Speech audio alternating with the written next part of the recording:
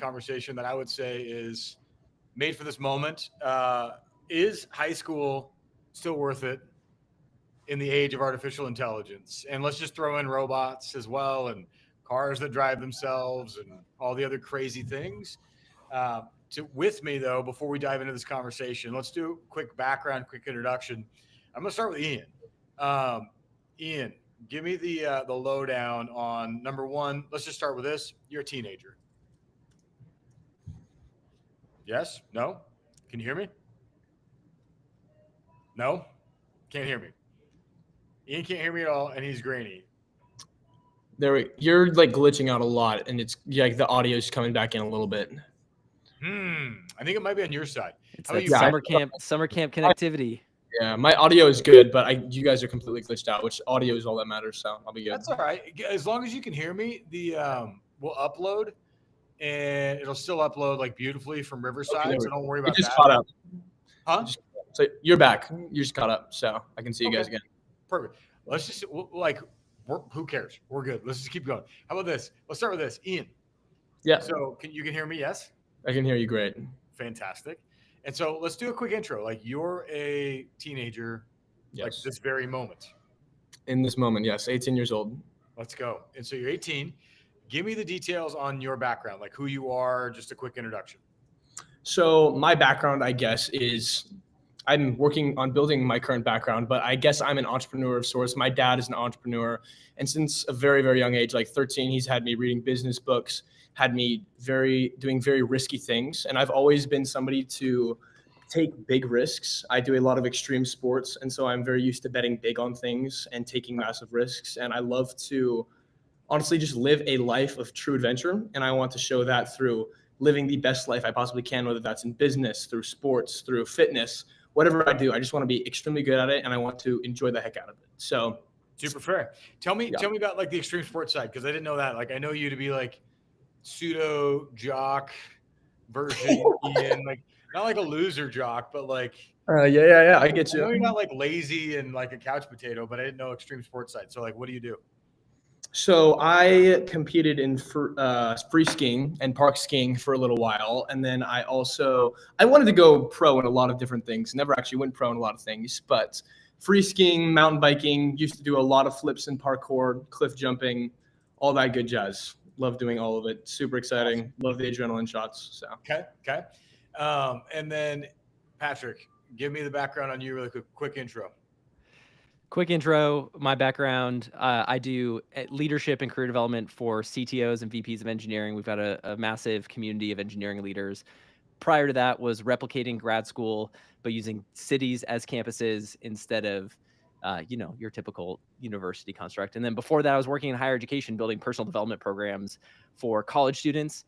And this was everywhere from your 18-year-old who just came to your 22-year-old who is preparing for life after college and is trying to figure out, what do I want to do? How do I do it? And so it was all of the skills in between, from health and well-being, professional development, communication, emotional intelligence, all of the things about like how to have like a high-performing college experience was very much the focus. And that sort of persisted in a lot of different areas. The same thing, the same questions, same desires all exist within the CTOs and sports of a different kind, like high-performing just life, right? Absolutely. And you're not a teenager. You're not like, you look like a first-year science teacher right now, like but with a polo tie on. And I've got the science fiction bookshelf in the back, like absolutely, yeah. But so much of Ian's story really resonated. Like when I vividly remember a friend who gave me my first like personal development book. I was like a freshman in college, and it was Rob O'Keefe. He gave me How to Win Friends and Influence People, and like that became formative. And I started to find people. I was like, oh, I want to be like that person, and try to tap into like what did it mean to be a great human. So like Ian, all those things like super resonate with early journey.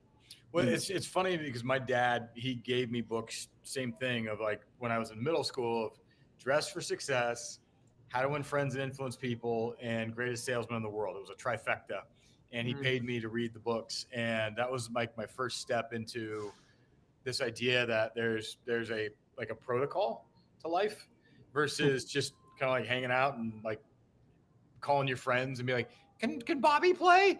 Like down the road, and then like figuring out like what's the high school version of that, and then the adult version. So let's maybe pivot a little bit over in this conversation. So Ian, you just graduated like less than a month ago. Yes. Yeah, just literally a few weeks ago, just graduated high school. Talk to me about your high school. Was it like a lot of kids? Was it not a lot of kids? Like, what was your school like? Like the overall experience, essentially. No, like how big was your school? Like, tell me about your school. Like, My school was about 300 people, Christian private school, all boys, all girls, boys and girls, all the above. perfect, mixed. So probably not all girls because you were there. Yeah. So mixed school, 300, high school, private Christian. How prepared do you feel like your peers are heading into like this next phase of life?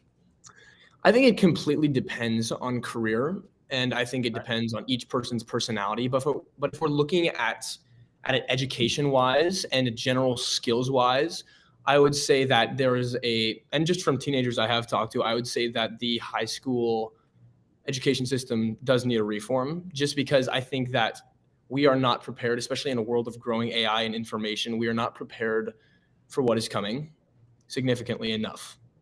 Yeah. Do you feel like it's interesting the word like kind of reform when you're talking about it, and then I want to jump over to Patrick with a question about the CTOs and everything else. When you talk about the not prepared, what's the current experience like when it comes to the school, when it's introducing you to kind of relevant market-minded problems to solve versus hey, let's just train you on the fundamentals? Like, was there a nice connect around the real world, or did it feel a little bit disconnected, or what is that like right now for you? Because I have not been to high school in a while. Yeah, I would say there was a bit of a disconnect. I didn't feel like there was as many skills that were taught that would be needed in the real world. It was a lot of information that you could take down certain career paths, but as for navigating the world itself and living life, I don't feel as if there was adequate education on that side. Okay. And Patrick, when you think about the CTOs who are kind of engineers and chief technology officers that are leading scaling companies, and when we talk about like scaling companies, we're talking like companies that are doing $1 to $10 million a day. Like, this is not unrealistic in the world of venture scale. This is pretty normal. And so these are not like your typical, like, just, I don't know, like curious what the future might hold. These are the people building it, if that makes sense. What are you seeing around how they feel about the future of work? And then secondarily, do you know any of them that have children that are in school, and how do they feel about kind of preparing their kids? I think the big question that a lot of people are asking themselves right now, like when it comes to the future of work, like first off, there's total uncertainty. So every 3 weeks we have a conversation about like, how is AI impacting our industry? And the answers change literally every 6 weeks.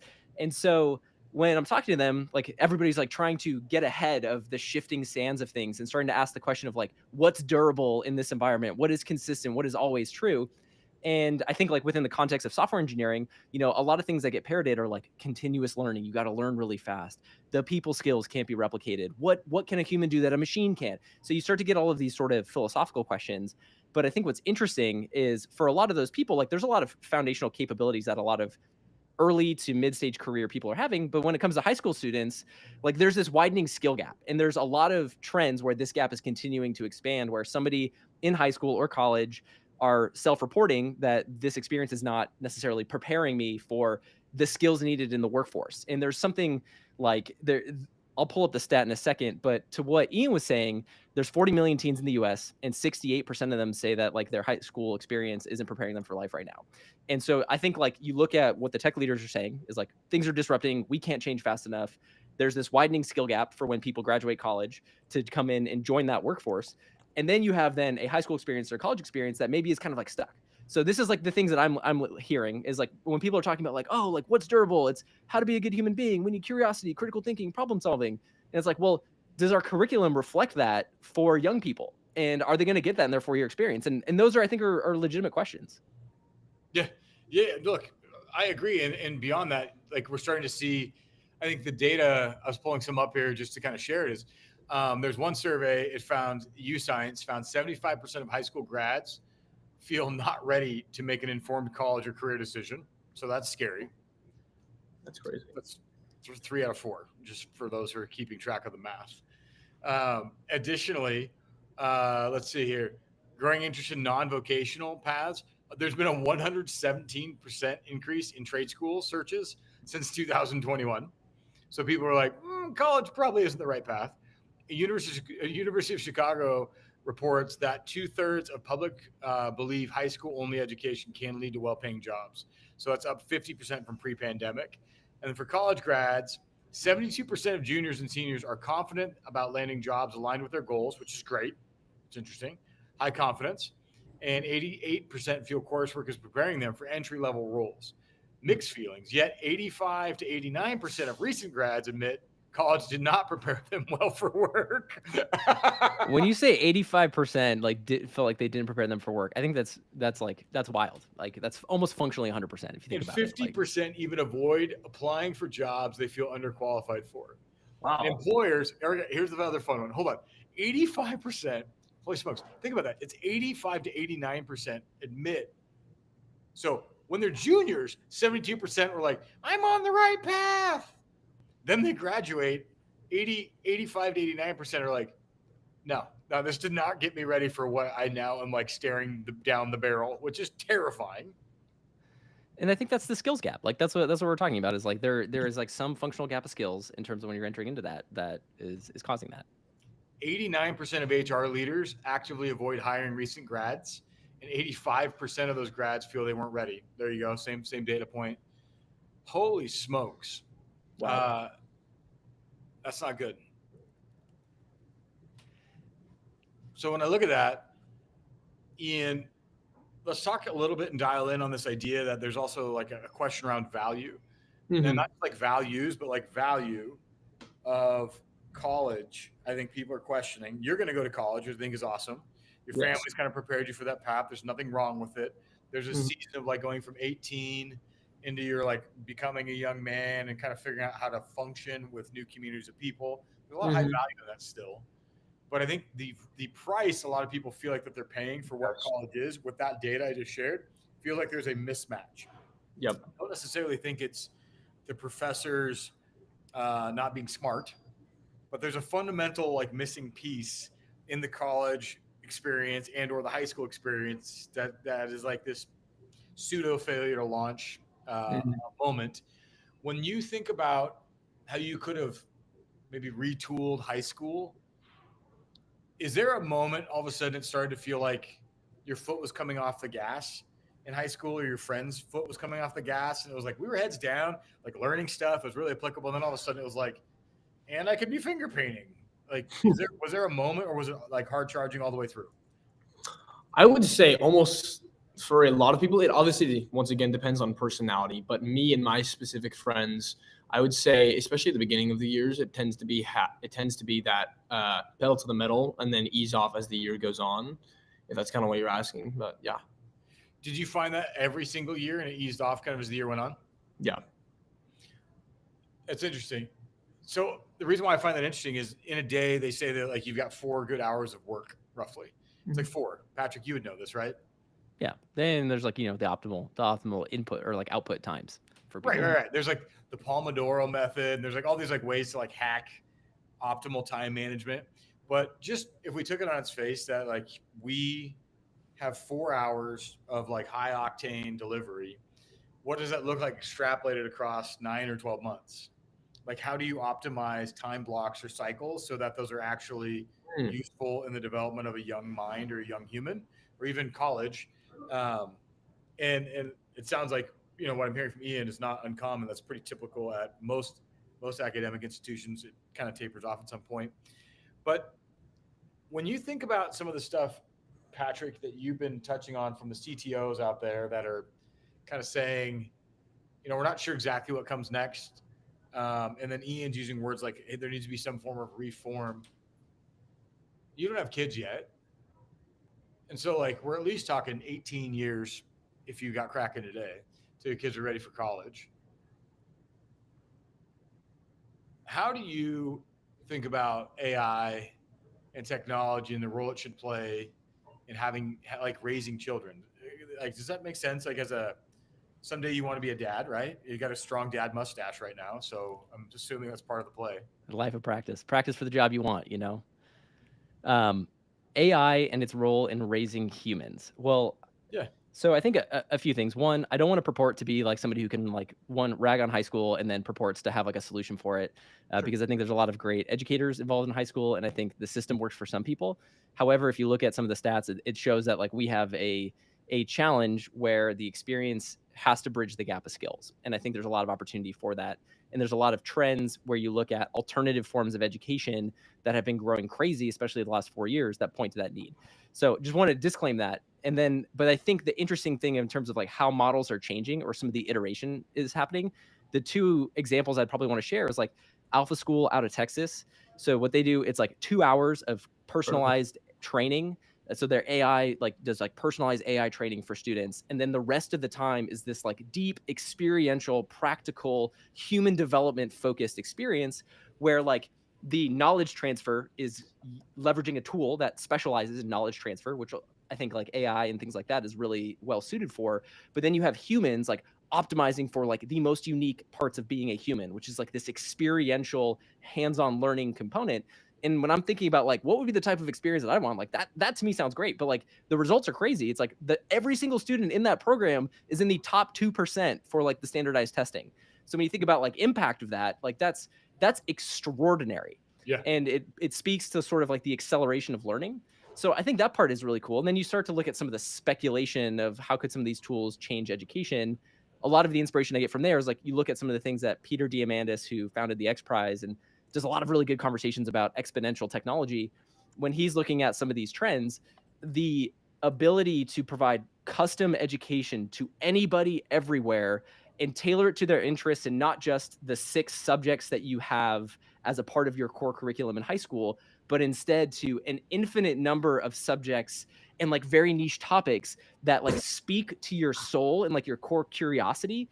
And you're learning directly from, Nick, we've talked in the past of like, what would it be like to learn physics from Einstein and to have that be a piece of inspiration? Like when I think about that type of learning, where it's like this deep curiosity driven learning, like that to me is like the most inspiring part. So it's like, how can we orchestrate an educational experience where humans can double down on the things like how to understand your emotions, how to build self-awareness, how to connect with others. And then like the knowledge transfer stuff, like you can start to leverage tools that maximize that. So like those are the patterns that I think like I get really fired up about. Yeah. And they're coming to where I recently saw, I think it was Pythagoras explaining the Pythagorean theorem. It was like a legitimate video of him like drawing it on a stone wall. It was like ridiculous, but it was cool. And it was like a small like smell of what that might be like to have that dynamic voice-based curiosity of exploring with this intellectual horsepower that really begs for a complete fundamental rethink of how we train people, the role educators play, and what and why we are training them. That's a whole other thing. I think that is like it's something we're not going to touch on today. That's kind of more future of work, like what is work. But there's just this kind of high performing alpha individual period. It's like, how do we create alpha out of everybody? Because me personally, I think all of us have the 100% mark kind of to give, whatever that looks like for each of us. It might be different. Ian, his 100% is like way higher than mine because, he's been doing extreme sports and alpha there. And he's so 18 and ready to go. And I'm 42 and not as, maybe excited about life. I'm happy about life, but we have different levels, right? And so in that, the goal should be how do we unlock 100% for each of us through the education and high-performing individuals. Ian, when you think about high school for you, how would you have potentially played with the model? Just if there were no rules. Yeah. Keeping in mind, I've talked to superintendents of schools, principals, teachers, heads of curriculum, presidents of colleges, and I've said, if you were to start this institution today without the Department of Education, would you change it? And the answer is emphatically yes. Every single one of them. So anybody who gives a damn would change it to be something different. And these are people in leadership, but they're kind of constrained. And so being a teenager, literally like just got your diploma, what are some things that you would have wished that were experimented with as a high schooler, as a teenager? Yeah, I love that idea of the alpha school where you're allowed to follow your curiosity. I think being able to follow and try out new things, find out what you like, find out what excites you is crucial. So I think I would definitely include something like that. I think also exercise is absolutely crucial. That's been one of the biggest things that is completely, I can't sit still without exercise. So I need to be doing something. I think that would be, I mean, they have PE, but like what kind of habits that can you build to actually be healthy? Like cooking classes, like working out, running, CrossFit, whatever it is, include something of that sort. I also think that building character traits, teaching character traits is super important. And I think a lot of that happens in even family households, but that can be shaped in schools as well, in friend groups, social skills, those type of things, I think are all very vital. Tell me about the curiosity led part, because I find that interesting. So, what do you feel like was missing from your current high school experience? What would you have done to maybe play with if you could come up with a classroom experience or like a multi-month experience for you and your peers? What would that have looked like versus what you experienced? Like, do you have ideas of how you would have played with maybe more curiosity? Because I'm imagining as you're describing that you feel like there was a gap. Yeah. That maybe you wished there was something that wasn't as. I just think about it as like, here's the content you need to know. Let me teach you the content you need to know. Here's why it's important to you. It's a fundamental part of Secrets of the Universe, which is a lot of education, which is like, it's true. Like, look, this is how the body works. This is how science works. Like, break it down. And so you're getting these fundamental building blocks, but you're talking about playing with passion-based direction and then kind of underwriting. So I hate to use the trite word like spoon feeding, but it feels like sometimes what you're describing is you're being spoon fed. You're like, but I don't like it, and they're like, eat it anyways. And you're describing more of a world where it's like, I want to go like pick directly from the tree the fruit I want, not have you feed me. So what would you do different in that, or try something? So I think that setting that curriculum and having that balance of what you should be learning and what you want to learn is very crucial, because I think there are some things that you need to learn that you don't necessarily want to learn. Yeah. But if I was in a classroom setting and wanted to specifically follow my curiosity, let's just use history as an example. Let's just say we're going to be learning, like over the year, we're going to be learning about American history. So we can go over American history, but throughout the year have kind of almost a freedom to delve into certain topics that we find super interesting. So like, okay, we're on Civil War. Let's look at the treaty when General Lee and Abraham Lincoln went and signed this thing. Now, what about Abraham? I'm interested in Abraham Lincoln. What about presidents? Oh, just like go down this rabbit hole of curiosity. Like, oh, I'm suddenly really interested into government and maybe I want to be a politician. This is something I like to do, something I can get excited about. And I think it's easy, at least for me. I don't know if this is for everyone, but I can generally find something I'm excited about in most subjects. I just need to search for it. And so I think following that curiosity, but also having that set balance is very important. What are your thoughts on that, Patrick, when you hear the idea of maybe experimentation in high school? When you think back to maybe when you were in high school, I know it's not yesterday like it is for Ian, but what are your thoughts?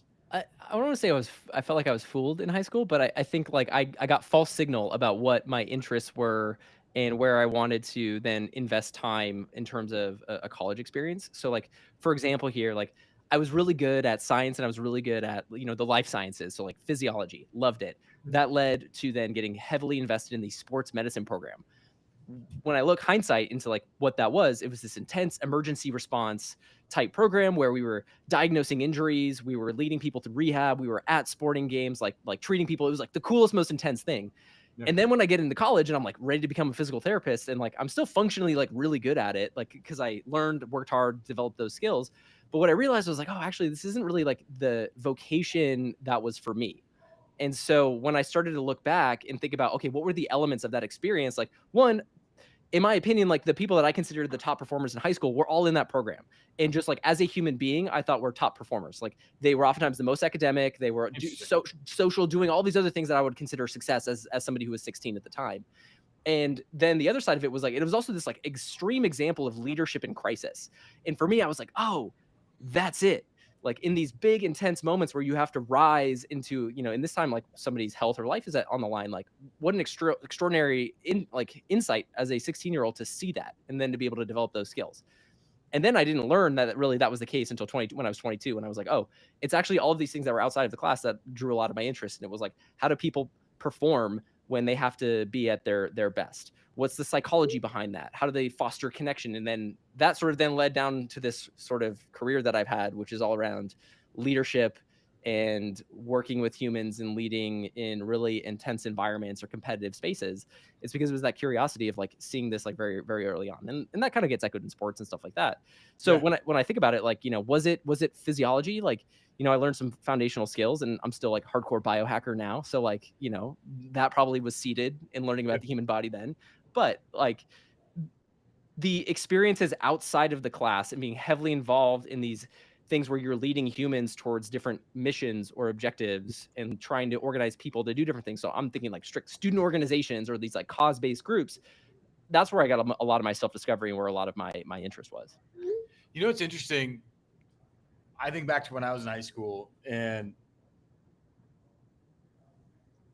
probably like one of my more interesting classes was this life sports class.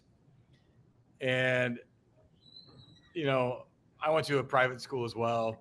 I had some funny experiences. I think I shared like my junior year, I legitimately bought my grade. I shared that with you guys earlier, where the school had a big fundraiser, and I bought all the books that this whole school wanted, all like boxes on boxes, and have them delivered to the lobby on behalf of me after I'd verified that I wouldn't get in trouble for buying extra books. And then I bought all the books. And it sounds like I was like some rich kid. I wasn't. I worked my ass off at an Italian restaurant, just had a bunch of cash, like a dirty little mob boss kid, and bought all the books and got them turned in and had nothing but straight A's my junior year. So maybe that's on me, but maybe it's also on the school. But it was a good experience in life in a weird way. But my senior year, I had this class called Life Sports, and to this day, I see the teacher sometimes, and I like yell at him across the street. I'm like, Leaf. And he was just like this character that would take us around the community. And we'd go try some new sport together as like a squad of friends. And I don't even want to call them like my classmates. They were more like my friends. And I didn't know most of them, but like we had this shared bond where it was like, we're going to go do a thing together, experience a thing together. It was like Costco sampling of life's adventures. And we're out there just rallying around and fly fishing, frisbee golf, tennis, like things that I've never done. And there was something about that really hit hard, of this shared adventure, exploration, kind of forced experimentation to do things that you would never do with people that you wouldn't pick. And it was kind of like the real world. And you can imagine a typical classroom is just like the standard, everyone's eating off the same thing and you're not as interested, but it's also like it's not as participatory, I guess. And so there's something about a high level participatory experience in it. So when we think about, I want to just kind of dial into the AI piece for a second. How do you think about the future of work? Let's start with you, Ian, because I'm probably not more interested. I just feel like, you're getting ready to go to not Pepperdine. Where are you going? Point Loma Nazarene University. Point Loma. It's like Pepperdine's like little brother or big brother, depending who's at which school you're at, right? Yeah. And I think Patrick and I will have different, not jaded, but maybe more seasoned perspectives, because I'm 42. Patrick, you're how old? 33. 33. You're working in like the tech world. You're around people building AI. We're building AI. We're using AI. I have different lens. How do you feel about the future of work, Ian? Like, when you think about it, and I want Patrick to share and I want to share, when you think about artificial intelligence and the impact on work, let's start there and then talk about how you think it should impact even college, maybe. Yeah, I think for me, obviously, I don't have as much experience as you two, anywhere near as much yet. But from what I've used it, weird. Huh? That'd be weird if you did. That would be weird. Yeah. But yeah, from what I've used it with so far, I do use it very often to just, I guess, reach max productivity. And I think the future of work is going to be less of humans doing the dirty repetitive work and more of the operator manager type of work. That's Okay. kind of what I think of it as. So using AI as a tool, not a, what's the word I'm looking for? Not like something you're dependent on. I think that a lot of people, especially if they use it to get through high school or get through college, they could become a sort of parasite towards it where they rely on it so heavily that they cannot do their own critical thinking or their own analyzing of situations. So I think that's also, once again, a balance of sorts. Yeah. But I do think that AI was pissed off and kicked him off. That's exactly what happened. Yeah, the internet overlords reject the Something. premise of the response. Yeah, no kidding. That's funny. Well, while we're waiting for him to reboot or do whatever he's going to do, what are your thoughts on kind of AI future of work focus? Because to kind of recap Ian's comments, it felt like he was almost describing like a magic wand. And also two sides of it. One is like the parasite version where someone's using it to like cast spells that just make them laugh.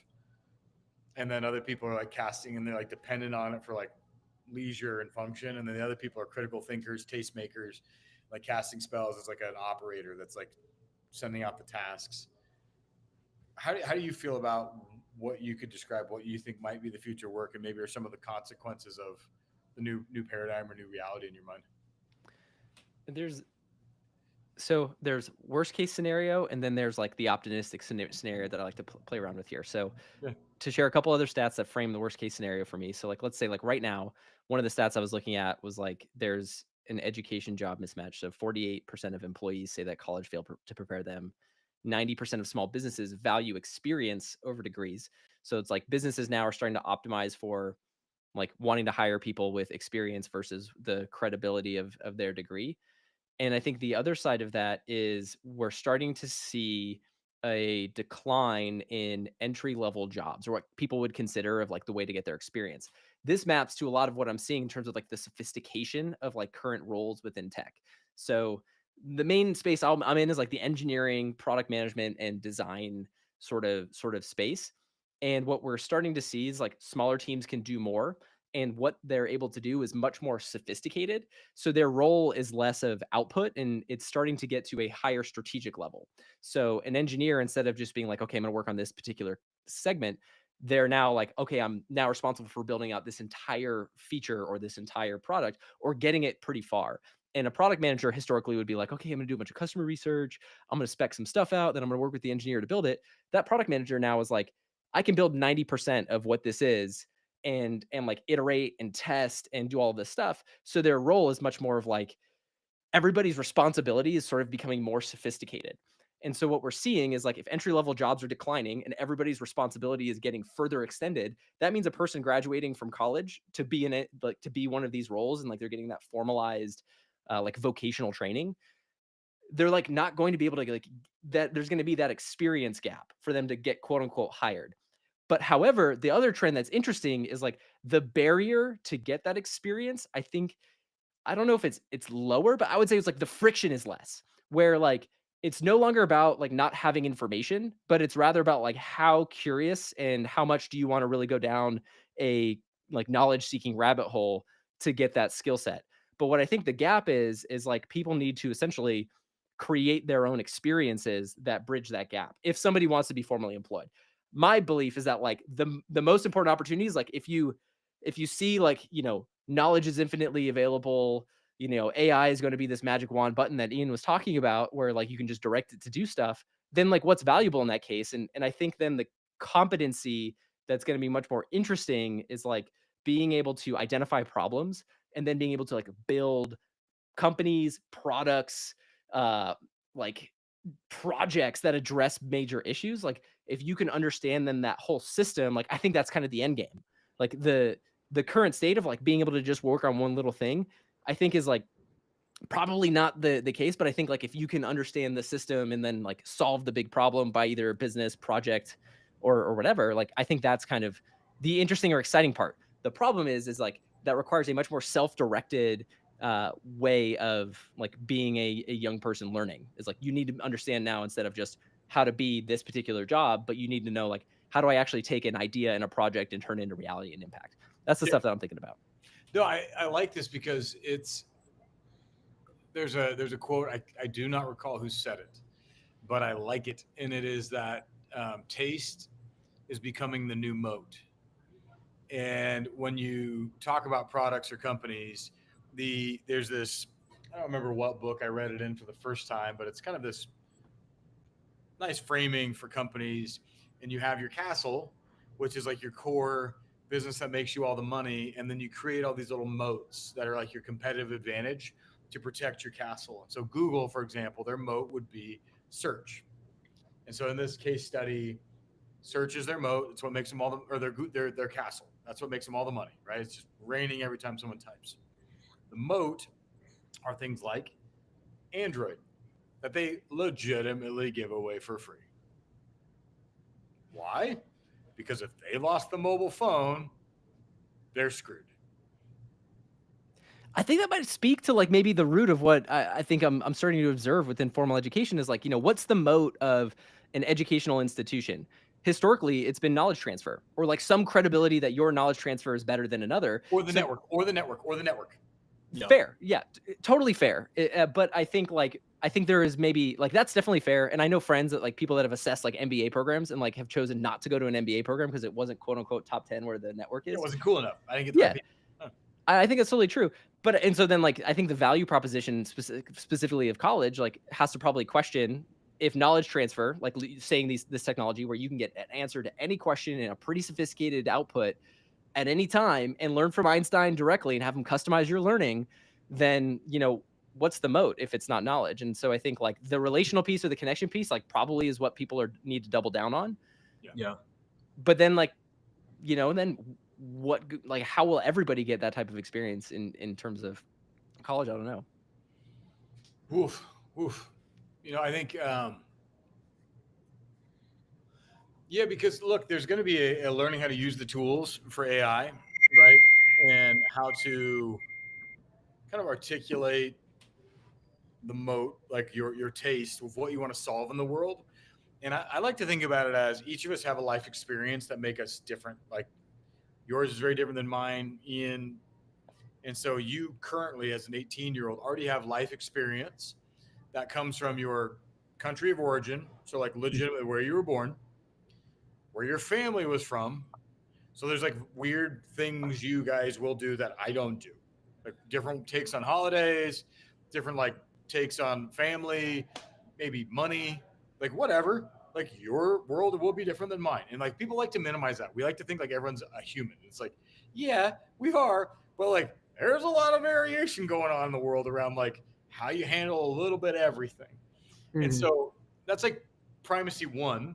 And then there's like all these things that your parents, this will get to the moat and the taste part and like the world of AI and the future of work, I promise.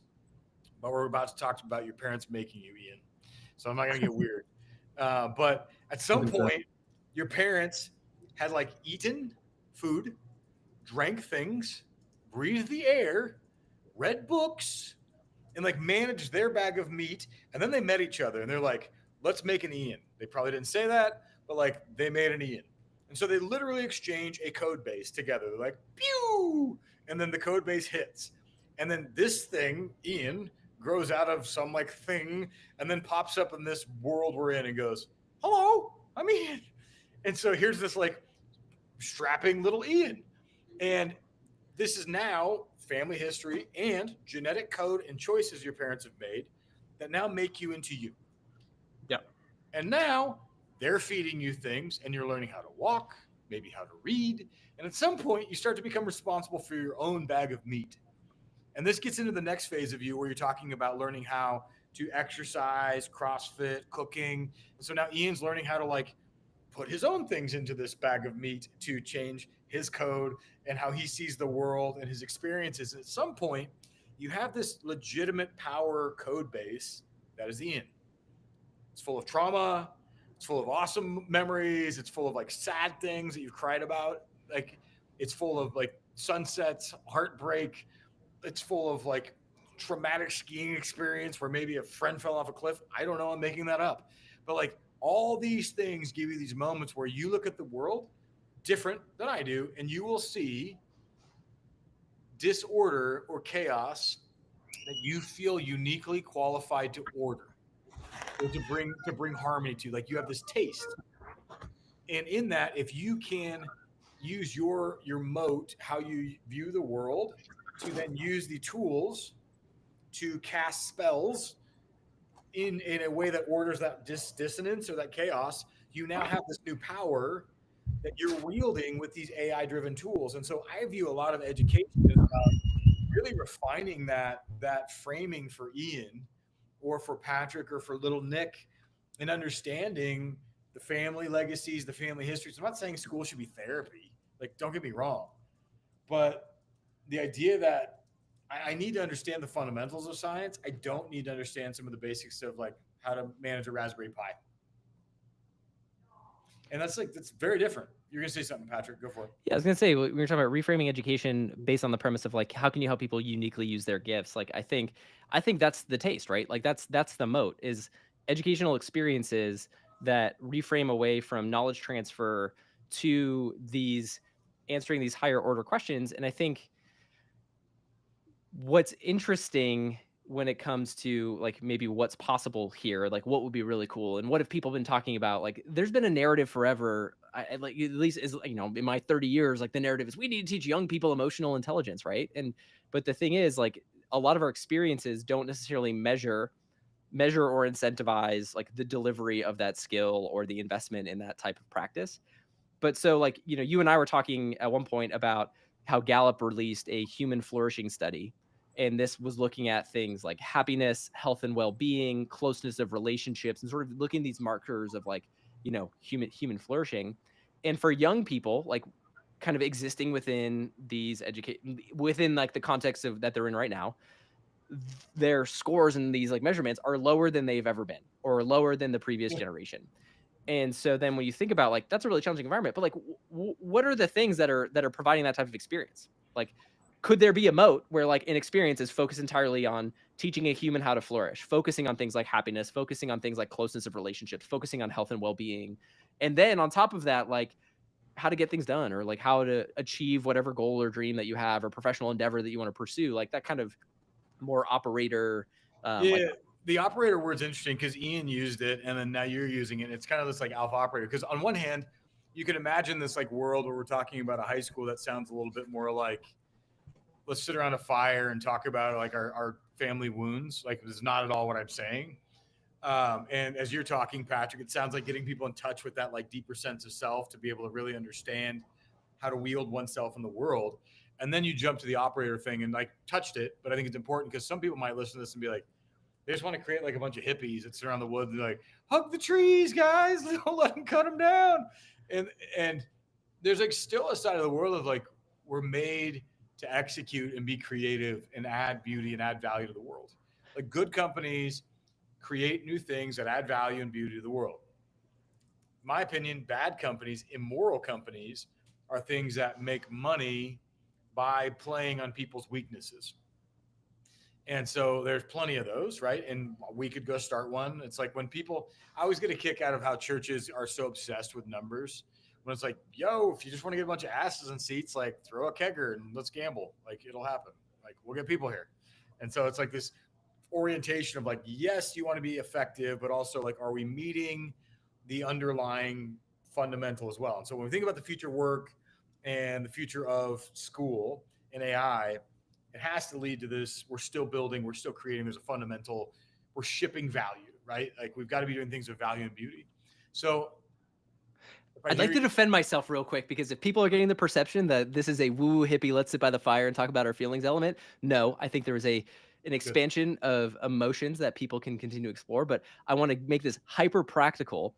My thought is like the practicality of it is, if we are raising and having people that are experiencing record levels of anxiety and depression and lower levels of happiness, lower levels of health and well-being, and lower levels of like close relationships and lower levels of meaning and purpose, I think we should very directly, very practically create experiences that address those things.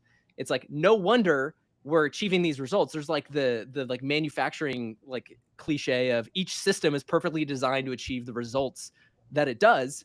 So if our results are this, it's like because we designed the system, and I don't think it's an educational system. I think like it's the cultural incentives. It's a lot of these other things that create these outcomes. Like education is not the one creating these outcomes exclusively, but there's a lot of social constructs contributing to record levels of anxiety, depression, unhappiness, lack of meaning, purpose, and low relationships, right?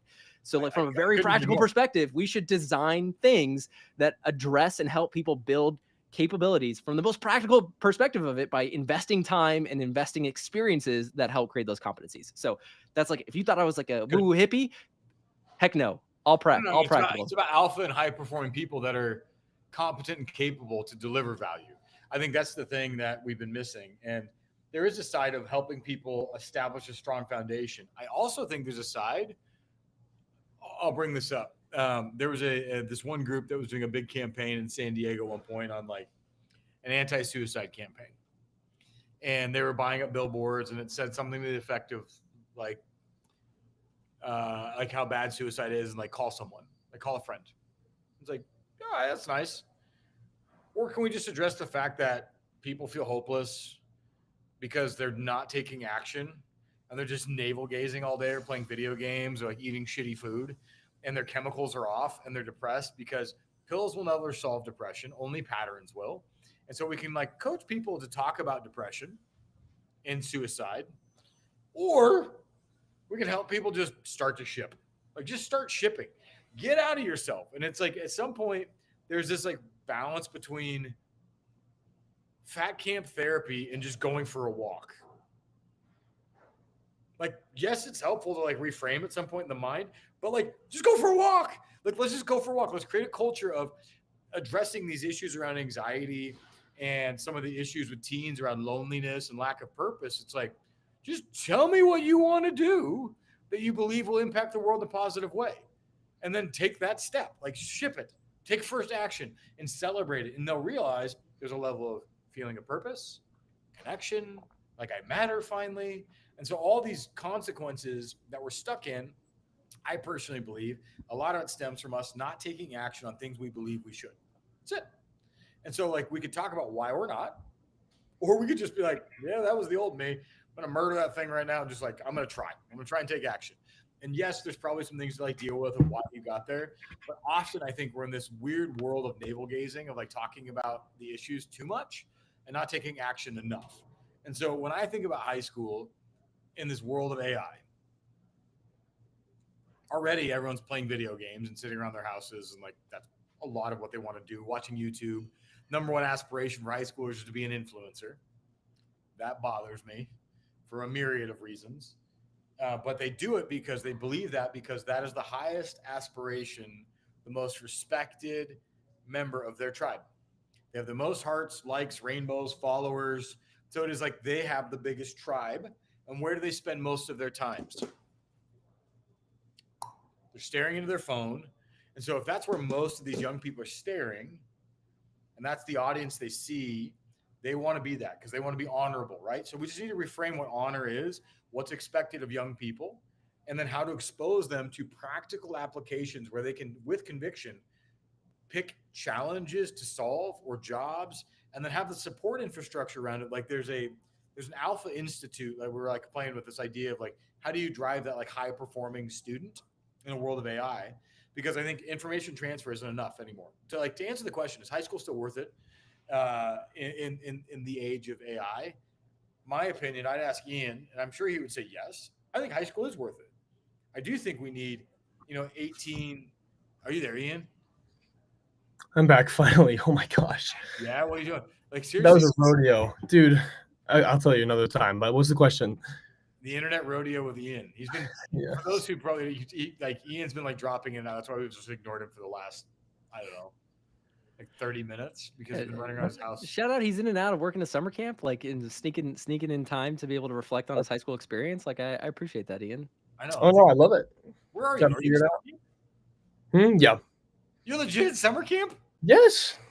Are you like managing summer camp? Are you working there? No, I'm like a counselor and a lifeguard. Oh, I didn't know that. Yeah. So you're like on Starlink right now. Yeah. Are there like little kids that are like hanging out? Oh no, not this week. No, this is certification week. But people invaded the room I was in, and so I had to like run around trying to get internet connection. And yeah. Anyways, Wait, are you there all summer? no, I'm not. This is like a next level of this podcast of like we have like a camp counselor on the line right now. This is even better. Oh. We're like, And many talents. What can I say? I know, man, of so many skills. So awesome. No, but like the question was, do you believe high school is worth it, necessary? Like if you were to just imagine it doesn't exist, Mhm. and in the modern era where people have jobs right now, we have 14 to 18-year-olds, would you Mhm. still keep high school, or would you be like, oh, we don't need it? Like, what would you do? Do we need it? Yes or no in the age of AI?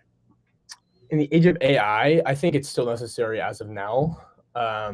Just because I think the amount of friendship that you get from it is so important. And I think that truly connection is the most important thing, at least for me, in the human experience. And I think that's really what gives the entire world life. So I think just even for that reason, it's worth it. I agree. And so I think that if I'm hearing you correctly, the social kind of there's this idea of kind of like norming and storming and forming, and like how do you kind of like group up and figure out the world. And when you're maybe a kid, you have like your neighbor buddies, and then it like expands out from there, from your neighbor buddies to like your school buddies. Mhm. As a parent, like I'm the only one on this call that has kids, so I can tell you about this. I remember the first time my son Anderson, my oldest, who's 14 now, when he told me about someone and I didn't know who they were. And I was like, wait, you have friends that I don't know.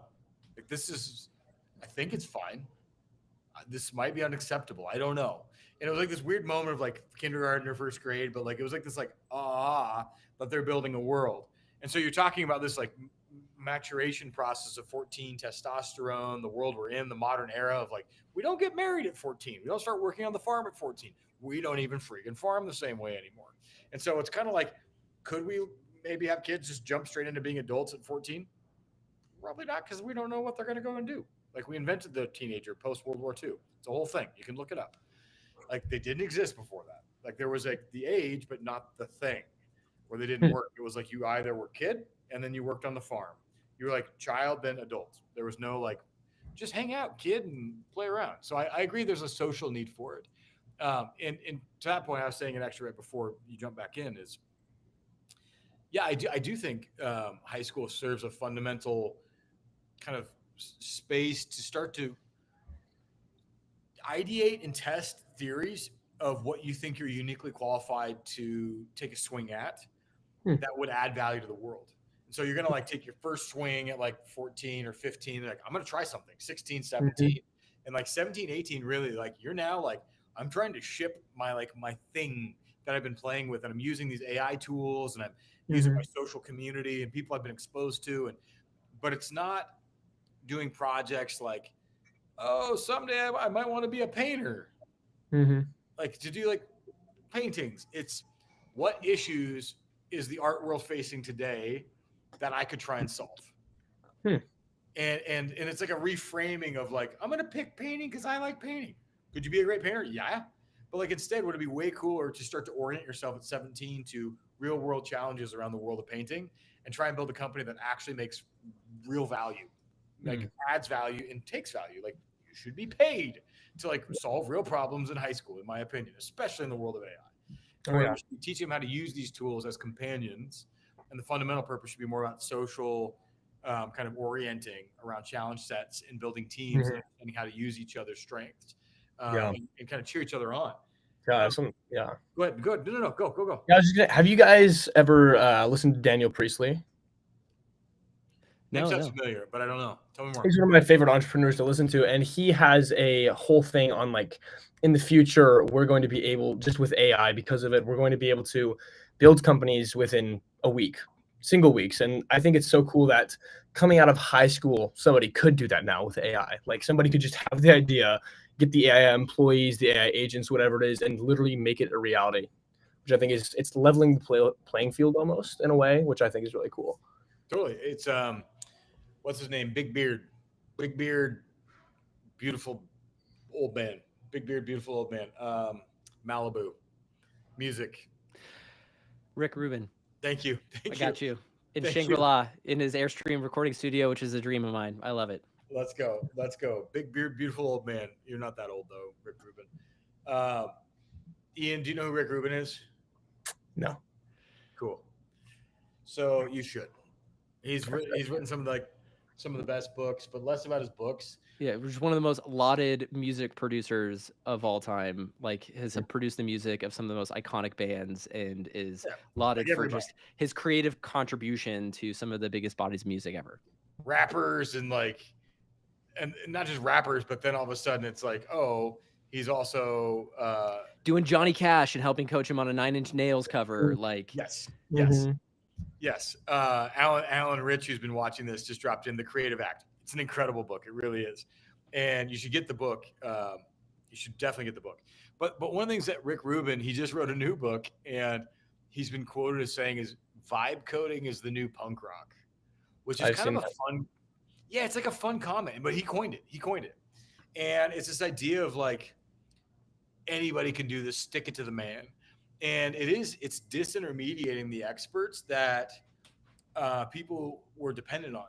And so now you can go direct to creating and shipping and experimenting at a younger, less experienced manner. And so, Patrick, you to that point, you were kind of talking about people coming out of college or even high school are going to have a harder time finding these entry-level jobs that are kind of low-level task, intellectually white collar, or even potentially blue collar when we get into more automation, because this isn't just going to hit white collar of job loss. Like 2016, I was writing articles around what's going to come, and the future has to be more of these creative communities gathering together, because white collar is going to hit, and we're going to see things like lawyers, like junior lawyers. Like, you're really going to hire a fleet of like a bunch of junior lawyers right now? Or you could build a bunch of AI agents that take in the corpus of all law of your domain. Like, you pick. You're going to spend like $200 a month to have that new tool, or $8,000 a month to have some junior. Like, tell me. But then blue collar, you got cars driving cars, literally. And I've ridden in a Waymo. Patrick, have you ridden in a Waymo? Ian? I haven't yet. I need to. Okay, Ian hasn't yet. So, like, we're 2 for 3. And Patrick, Ian, we live in Idaho. Like, we all live in Idaho, and we've all ridden Waymos. Well, except you yet, Ian. That'll be like your birthday present, apparently. I'll buy you a cigar and a Waymo ride. That's weird, man. Like, we're riding in self-driving cars, and 5 years ago, like, people were telling me this will never happen. It's happening. And so, and it's now the humans were like getting a little Rosie that walks around and can do tasks in factories.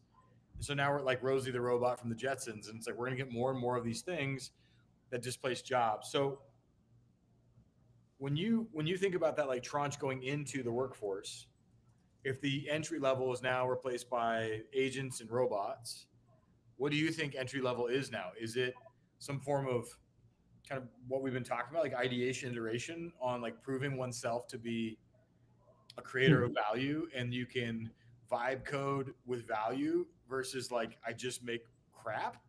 Like, does that make sense? Yeah. Entry level? Yeah. Are you asking me? Sure. Everybody. Everyone. Yeah, I think it really comes down to like just having initiative almost. Because I think in a way, this sounds very cliche, but like the world is there for the ones who are going to take it, the ones that are going to step out and actually try to do something. So I think literally just even taking initiative, it may suck the first few times. It's probably going to suck. But once you do that iteration, like you're saying, and you keep iterating, you keep learning, and you keep growing, and at the rate you can vibe code and create new things, by your 4th, 5th, 6th try, you should have the general gist down, I feel. So. Yeah. What do you think, Patrick? Like, what do you think about entry-level job in like 2026? I think the entry-level job is no longer the, cog within the entire entity of a business. I think we look at the trend of a lot of people are talking about how there's going to be a $1 billion business started by one person. That means there's probably going to be a lot of $100 million businesses started by 10 people. What does that mean? Is that you no longer like are going to be I would say like good enough to be functional in like one specific area, but you need to like broaden your understanding of like a strategic area, or you need to expand your role or how you see your role in the context of a job or business. Yeah. And so I think that's important, is you're going to have this expansion. And I think like so if I had to think about it, like you're shifting from cog to a full stack, full cycle, hands-on understanding of a project or a business. I think that's like the entry-level job is like the closer you can get to that, the better.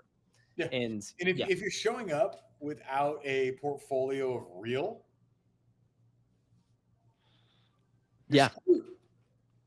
Well, and especially because if you don't have experience, those opportunities are disappearing. So the opportunity to get experience is disappearing. So you do need to invent your own. And so if I'm thinking about like, I think there's a couple things. Like one, we're talking about like, what are you're asking the question of like, is high school still worth it? I think the answer is yes. I do want to acknowledge, I think people are hungry for more. I think parents, I think high school teachers, you said this too, I don't want to jump in. Yeah. They're awesome humans. I think they're being handcuffed by stupid regulation federally. And we're in this weird gap of like, families have kind of been a hot mess trying to keep up with the Joneses. And we're in this like weird world of consumerism meets like regulation meets like, how do we help everyone rise? And no one has bad intent, but we're stuck in this world where it's like a bajillion like rules and ideas that are sacred cows that we can't touch. And then the world is changing faster than we could ever imagine because of AI and automation, and jobs are like evaporating in front of us. And like legitimately people are talking about like, someday I'll have a robot partner, like boyfriend or girlfriend, not like work assistant. 20% of like Ian's age have actually said like, yeah, that'd be normal. No way. Yes way. Like I'll pull the data up right now while we're talking. But like, I just want to say, God bless the teachers in high school, and God bless the parents who are trying to figure it out, that are scared. God bless the college professors who are like, things are going sideways, we don't know what to do anymore. Yeah, it's really bad right now. It's really bad. So like, I'll bounce that ball back and be like, good-hearted people with a shit pie that they've been given for this moment, to be frank. So when I think about like, if parents, so I'm not going to try to pretend like I have, I am a tech person trying to come in and be like, oh, I can fix problems in education. I want to be very clear. That is not my competency. In the question of, is high school relevant? I think the answer is yes, but I do think parents and students want more. I'm really interested in what does more look like. I think that's the big question, is like in that space of like, what could something be that helps rise and is dynamically able to change and adjust to this rapidly changing world? Like that's really interesting. And so in this assumption that we're painting this picture, we were doing a deep dive in all these different elements. Like if AI is changing everything, entry-level jobs are disappearing, systems may be slow to prepare them because of all the reasons you just listed, Nick, like a lot of different ways that create friction. And I think on top of this, like we have to acknowledge the role, a lot of these questions about high school and college and its relevancy have existed for a while.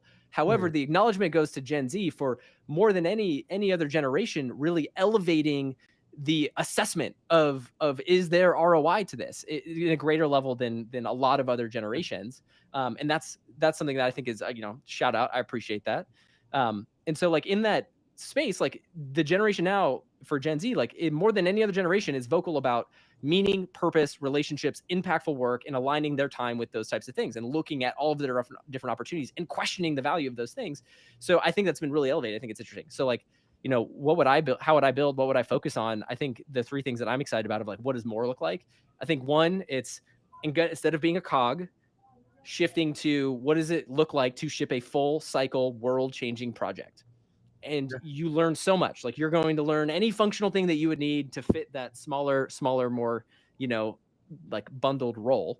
I think the other side of it is like how to be a holistic, high-performing human. Ian, you cited so many different examples of like the types of lifestyle elements that we probably don't get a lot of formal experience in, but those are life-changing.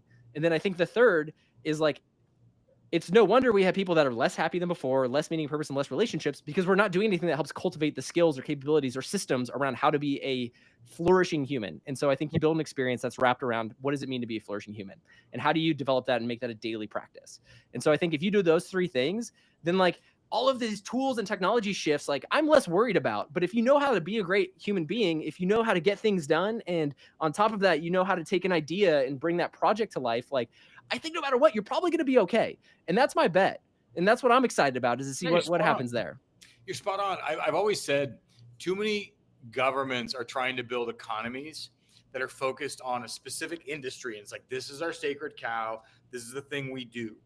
Well, really what they should be doing is connecting all of your residents, teaching them, so in relationship, teaching them how to be great problem solvers that are the creative minds that come up with innovations, inventions, and solutions to an industry, and allowing them to then apply it to something you feel you have an outsized opportunity to really own as a city.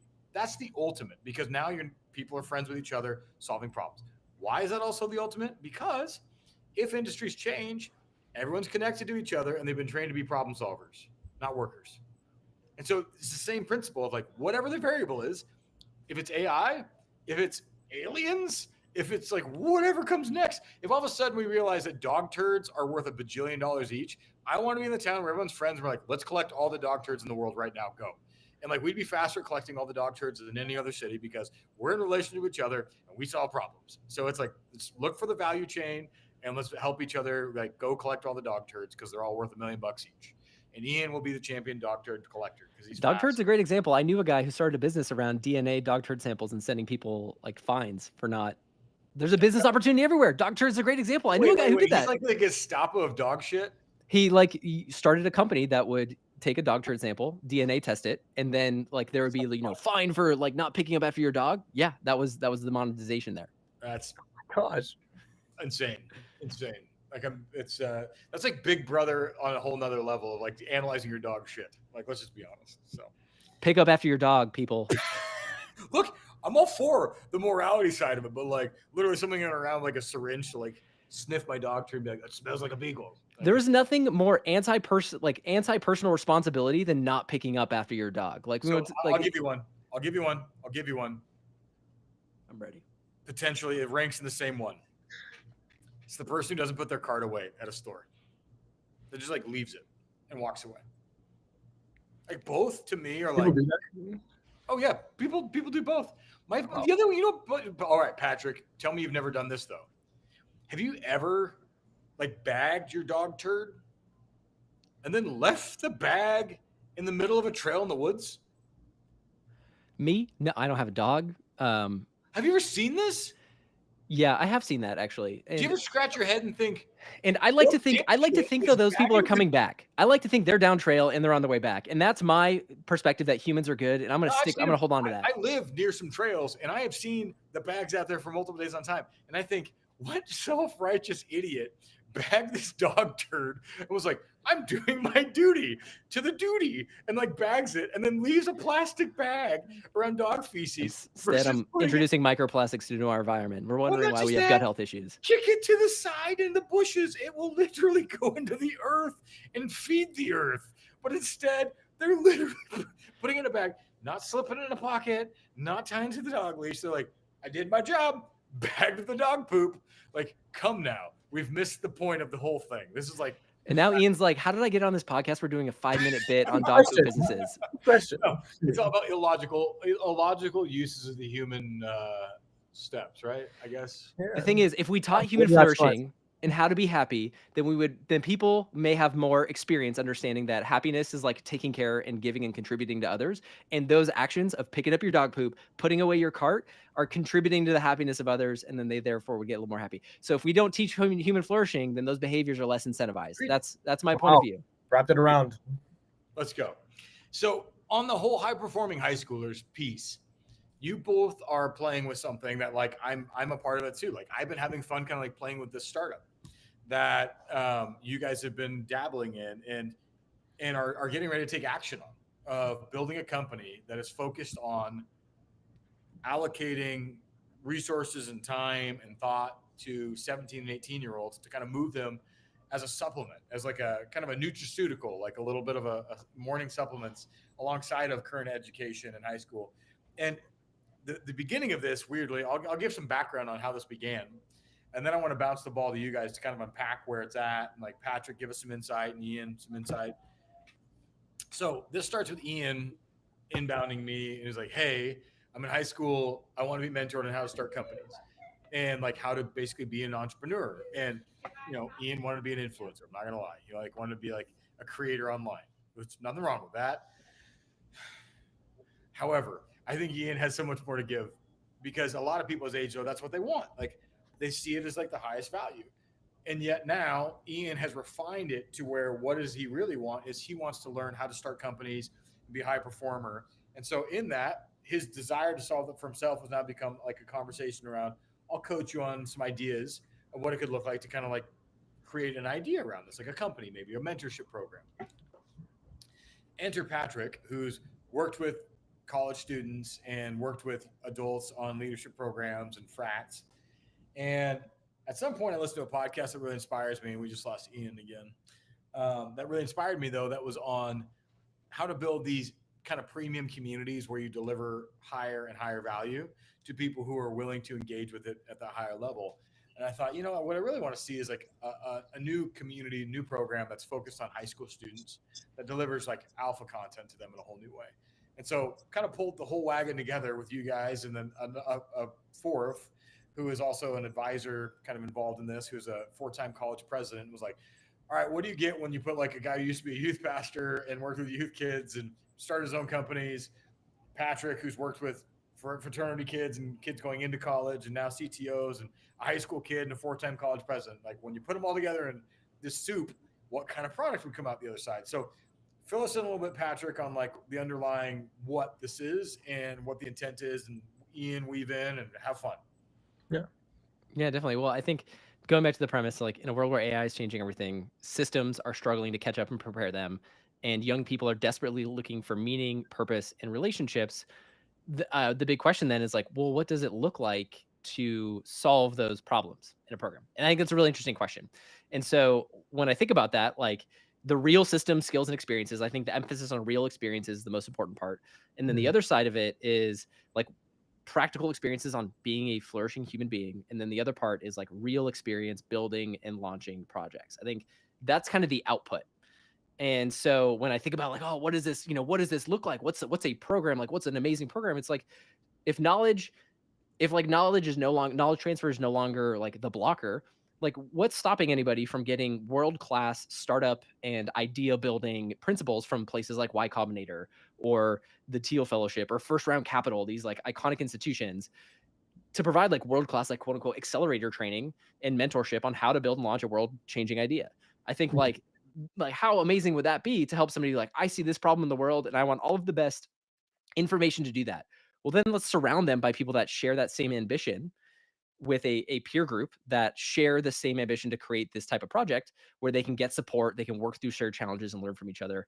I think the other side of this then is like the human flourishing side. So like, wrapped around the aspiration to ship this project, can we help people directly build skills, systems, and habits on happiness, health, meaning and purpose, character and virtue, relationships, all of these things that we know are not being taught in other forums that desperately need a venue to deliver the behaviors and the daily habits that help create happy, healthy, flourishing human beings?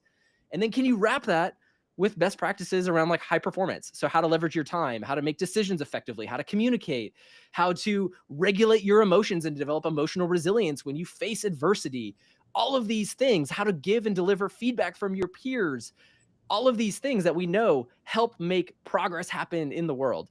And so that's the part that gets excited, is like, can we create experience around that? Can we make it then deeply rooted in hands-on practical experience? Can we wrap it in deeply rooted, meaningful relationships where people are growing together, they're building amazing things together, and they're connecting with each other in a meaningful way? And they're learning from world-class people and they're getting great support.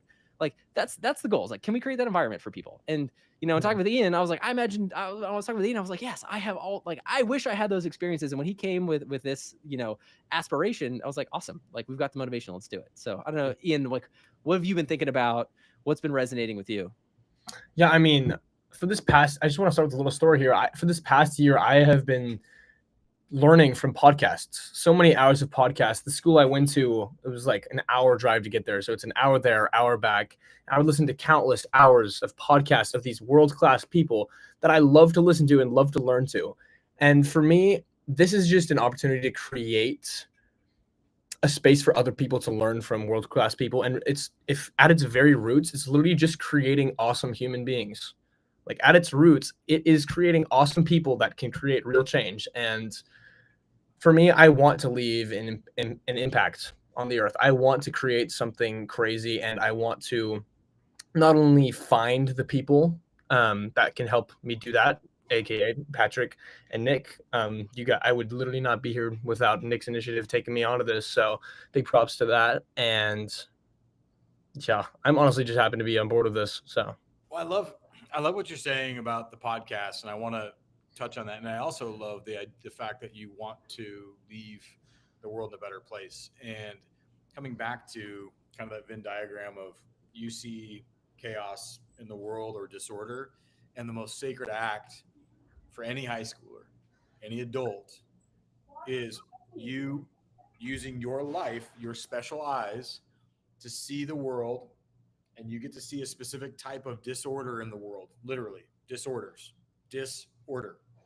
And your job then is to then use your life force, your creativity, your skills, your connections, your resources, and your time to then attempt to ship something, a software, a new medical invention, a painting, a film, something that you choose to then take action on, put a plan together, and create, so that you can create order out of that disorder or create order out of that chaos. That is adding value and adding beauty to the world, because as unique as you are, there are at least 10 million other people pretty similar to that experience, as I've shared that experience with you. There are going to be these threads that are all unique. You're a rope made up of these billions of threads, but at least each one is shared with at least 10 million people on this earth. So that's a crazy thing. Like whatever you're looking at, that disorder or lack of ease, that dis-ease in the world that you want to bring ease to, you're solving a problem that you share with millions and millions of people, potentially a piece of art that might resonate with them all. And so when you start to view your sacred act and duty as that is starting to architect this world of human flourishing, where our job is to ship like gifts to others, and not just one, but literally hundreds of these over your lifetime. And so this idea of a 17 and 18-year-old program where we focus on teens and deliver high octane lifestyle content on how to be a high performer in your life. How do you sleep? How much water should you drink? Can you drown yourself by drinking too much water? That sounds dumb. But like at one point I was like, I don't know. And like, is it unhealthy to drink too much water? The answer actually is yes, there is too much water. And so it's like, what is that amount? I don't know. Can you sleep too much? Can you sleep too little? The answer is yes. And so it's like these questions that like no one knows when you're new on earth. Like, but if the information's out there, and so like teach them, one, how to be a high performer, and then two is what is your thing that you're preparing this bag of meat for? Because you drink the water, you sleep well, you eat well, so that this creative mind and this bag of meat can show up to take action on creating order out of the disorder. Like that's it. And so like that is why we exist, and to do it with people we like. And so this fun re-architecture of this future of work where AI is eating the jobs and going to reorient school. What an incredible time to introduce young people to the fundamentals of alchemy of the science of this universe. Like we get to do alchemy and like magic spells with the dirt. Everything we see around us is quite literally from the earth. The phone you're holding in your hand, quite literally, like all the things we see around us are from this earth. And so if our job is then to invent new things, we get to like create magic spells. And so as long as our task is getting our minds and our bodies ready to go create things that we love, like that's awesome. And so an academy built around that idea that high schoolers ship a company or a solution within 12 months, the idea that they're getting trained by these masterclass people in this cool program with podcasts and online, I love it. It's like, as you can tell, it's in my bones. Like this is what I live for. This is what I live for all humans. I think Social Security should be built around this, where people who are senior citizens understand that orientation of the earth, because we're all unique and different. I know this, like, Ian, you're at summer camp, literally like training to take care of probably middle school kids. Yeah, kids of all ages, like teens, middle school, little ones, all sorts. I love this. I love this. Are there any parting things that you want to share before we maybe let you go, like hang out by the campfire and like roast marshmallows with your camp counselor peers, which is amazing? And anything, Patrick, from you that you kind of want to slip in, one for ways for people to connect with you, and kind of the startup and the idea and the business that you guys are getting ready to launch around this, and then two, just kind of any parting thoughts on AI education and the future work. Yeah, I'd say my only parting thoughts on this is like if you want to reach out to any one of us, Instagram, my tag's Christensen_Ian. Reach out, love the chat. And my only parting thought on this would be just I'm very excited for this to come out, and I hope that, and to any of you who are listening, whether you're a kid, a teenager, adult, old, and whatever you are, I hope you know somebody that can be impacted by this, and I would love to hear about that if they can be. So yeah, that's all. Perfect. Patrick? What inspired this whole line of thinking for me was I was doing a podcast with a founder, Craig McLuckie. Craig co-created Kubernetes. If you're not in the tech space, it probably doesn't mean anything to you. If you are in the tech space, it's a big deal. But Craig, to me, the nature of our conversation was this is the epic of the startup. And we were talking about what does that mean and what does that look like? And the things that he shared with me is that, yeah, we can talk about jobs, being eaten up, entry-level jobs disappearing, people needing experience. But the aspirational side of this is like the barrier to create something and turn an idea into reality has never been closer. There's never been less friction to do that. And two, the cost associated with creating and building and shipping these new ideas has never been lower. And so there's an extreme amount of opportunity to create and to make magic happen. And my belief was that everybody is talking about the future of work for the people that are in work, but nobody's talking about how this is impacting 17 to 18-year-olds. And so for me, I'm incredibly optimistic that if we can really intentionally shape something, it will empower a generation of people and when they are 17 and 18 to create world-changing ideas, to become incredible human beings, and on top of that, to build lives that they are happy and proud of, that contribute and make meaning. So that's the biggest thing that I wanted to share is that like we can talk about the pessimistic side of things, and I am legitimately scared, but there's an incredible amount of optimism and opportunity if we can help support the people that need it. Well, thank you both so much for the time you've spent on this kind of idea and the startup. Can we tell people what the name of it is? Yeah, we can. So, The working name? Yeah, the working name is Pragma, the Pragma Institute.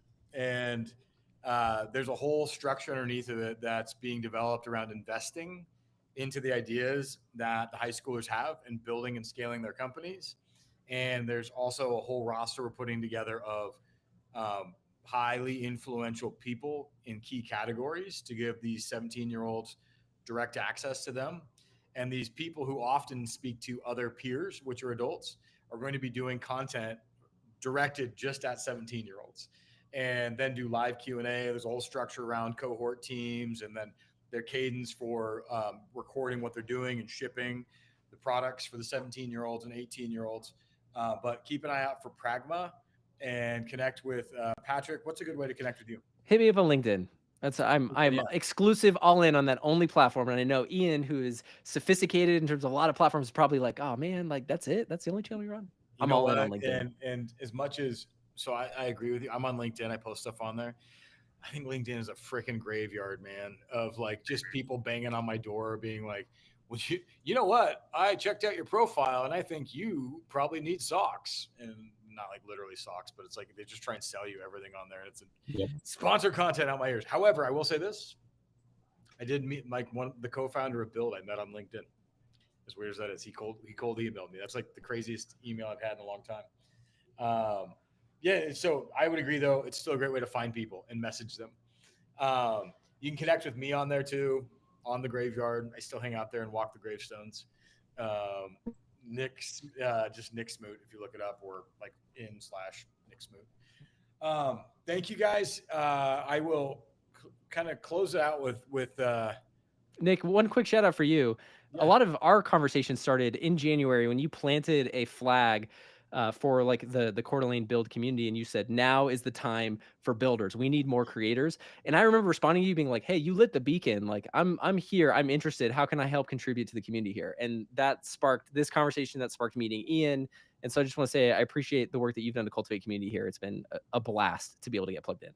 Thank you. I appreciate that.